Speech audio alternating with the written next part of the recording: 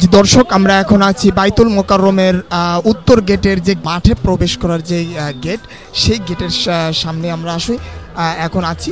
তো আমরা আসলে দেখতে পাচ্ছি যে এইখানে একটা আসলে উৎসব মুখর একটা পরিবেশ বলা যায়। এইখানে বিভিন্ন লোকজন আসলে দাঁড়িয়ে আছেন, কেউ ঢোকার চেষ্টা করছেন, কেউ আপনার ওইখানে কাউকে অপেক্ষা করছেন, এমন একটা বিষয়।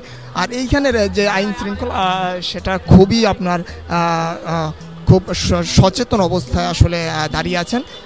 আর এখানে আসলে বিভিন্ন পতাকা বিক্রি হচ্ছে, আপনার কেউ কেউ মুখে লিখে নিয়ে যাচ্ছেন, এই বিষয়গুলো আসলে এইখানে হচ্ছে। তো আজকে উত্তর গেটের এই এই যে এইটা হলো যে আপনার যে ঢোকার গেট, এইটা হলো যে সেই গেট। এখানে আসলে টিকিট দেখিয়ে আপনার ভিতর আসলে ঢুকতে পারবেন।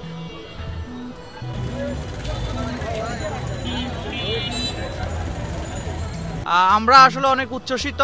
অনেকদিন পর আবার জাতীয় স্টেডিয়ামে খেলা হচ্ছে।